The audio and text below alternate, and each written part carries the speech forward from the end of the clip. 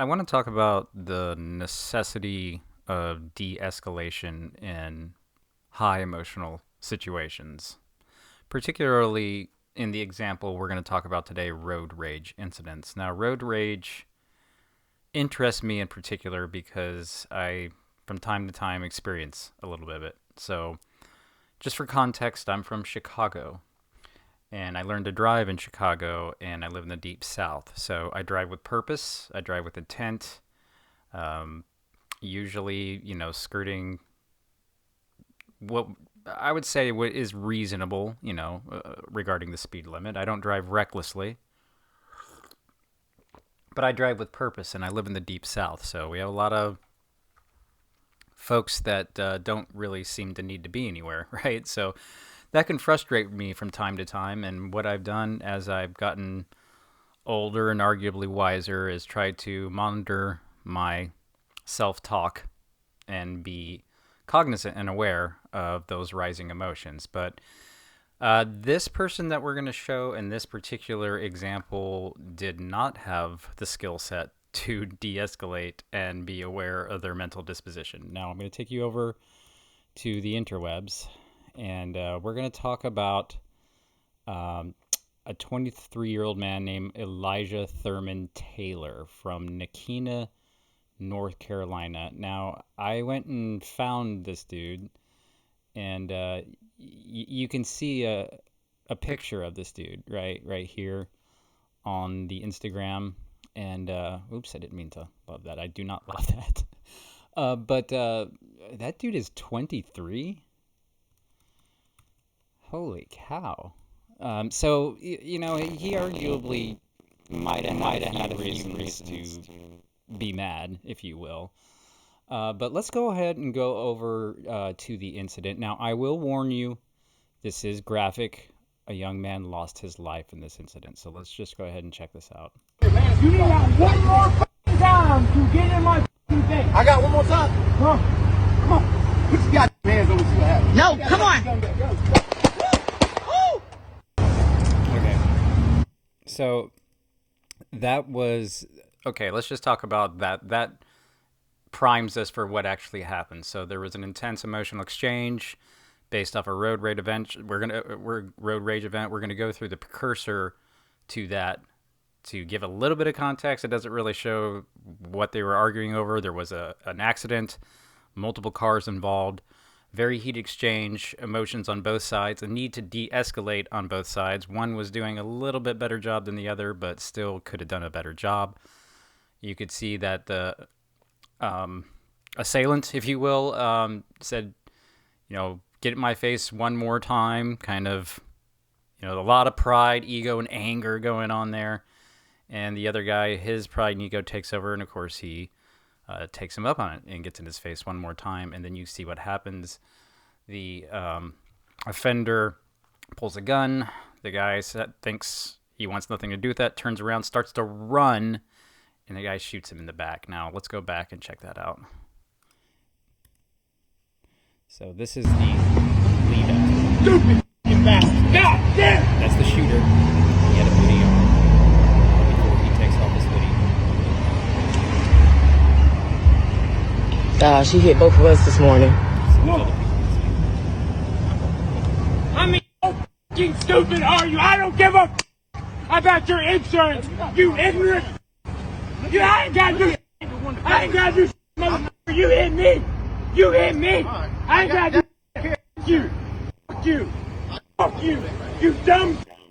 You stupid. Fuck you. Fuck goddamn horse you rode in on. What you think you know? That's so F you, F the horse you rode in on, F what you think you know. This guy's over here with the hat, the unfortunate young man who lost his life, in a hat, probably talking to his employer, letting him know he's going to be late, completely unaware that this is the last few moments of his living life. You goddamn horse you rode in on. What you think you know? That stupid ass hat. Fuck you. You, the horse you rode in on, what you think you know, and your hat.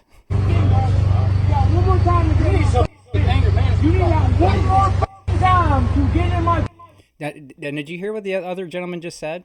Did you hear that? Listen. time to get some anger, man. You need that one You need some anger management classes. I agree. Now, here we go. more time to get in my face. I got one more time. Come on. Come on. Put your goddamn hands over, see what happens. No, come on. Wow. Wow. Let's see it again. I know it's graphic, guys, but this just the decisions or lack thereof. Anger, man. You need that one more time to get in my face. I got one more time. Come on. Come on. Put your goddamn hands over, see what happens. No, come on. So he says, "Get in my face one more time, see what happens." And then Come on. Come on. Put your goddamn hands over, see what happens. No, come on. see the guy's pride and ego takes over. He says, "Put your hands on me, sees what happens. See what happens." The gentleman in the orange pulls his gun. The guy decides he wants nothing to do with that and turns around, starts running. 4 shots. Officers arrive later, and the victim is dead on the scene. And the victim was 33-year-old Paul Jones Greenwood from Nichols, South Carolina. But the amount of anger and just raw emotion regarding this is just off the chain. And again, here he is. Update: South Carolina man charged in deadly shooting after crash. According to public records, Taylor has been charged with murder and possession of a weapon during a violent crime. Police say Taylor fatally shot Paul Greenwood, 33, of Nichols following a traffic crash that escalated into an argument. A witness involved in the collision told investigators she was driving westbound 90, yada, yada, yada, who's driving a white truck, struck her vehicle. So Greenwood, who was driving, struck her vehicle. Taylor's vehicle was also damaged in the crash. All 3 drivers pulled over to the side of the road where Greenwood and Taylor began arguing. Investigators say Taylor then retrieved a gun from his vehicle and shot Greenwood multiple times. Arrest warrants state the shooting was captured on video, which we just saw, which was since circulated widely on social media. Greenwood was pronounced dead at the scene. The investigation remains ongoing. So, now, here's the thing, what I mean by de-escalation, right? So this is something that myself as a person, and it is the responsibility of every concealed carry, open carry, weapons carrying, trained person, and I mean trained as in somebody like me that has been trained in martial arts, arguably deadly martial arts. De-escalation of emotions and restraint is a necessity. So I know I'm likely to have a gun and a knife, in most cases 2 guns and 2 knives on me at any given point in time. And I also carry means of self-defense that are, not bladed, be it, like a dual, like a palm stick type things that you can get, right?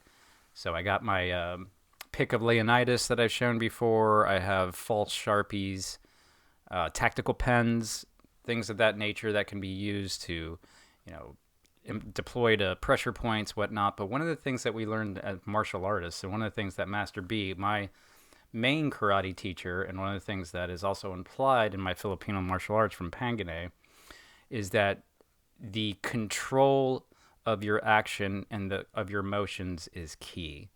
And granted, I'm sure this person obviously has some severe emotional and anger issues, that he made a choice and now he's going to be paying for the rest of his life.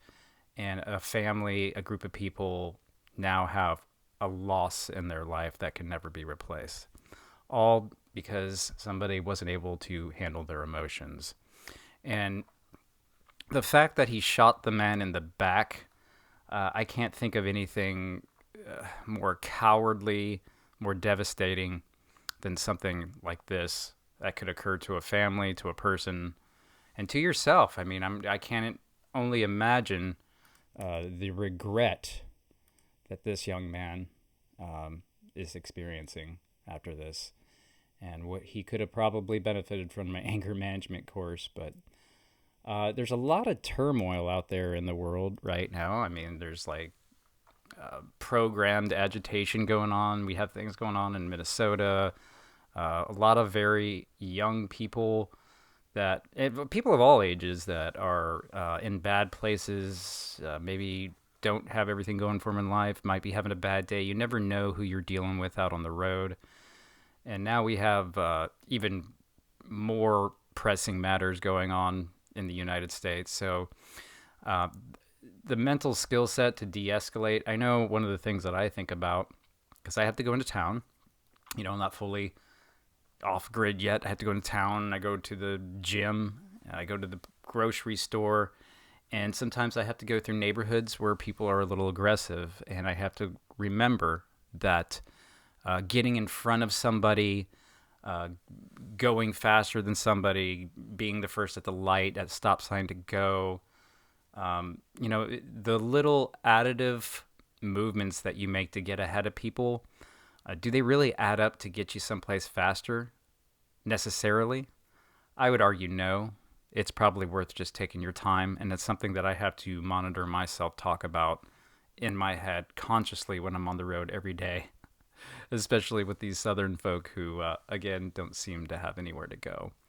But anyway, I just wanted to provide an example of the need for the skill set, the necessity of de-escalation. This is one of many road rage incidents. As a matter of fact, after I saw this one, I was trying to find it again, and I couldn't find it. And in searching for it, I came across multiple instances of road rage shootings. One recently, even where an 11-year-old boy lost his life in Las Vegas, just because there was a road rage incident, there was an argument, and a young man started shooting at an older man in his car, missed the old man, and ended up shooting an 11-year-old boy in the head, who died on the scene as well. And such a sad tragedy. And when he was arrested, the young man who did the shooting admitted he was shooting at the car and, quote, said, "I did not know there was a kid in the back seat."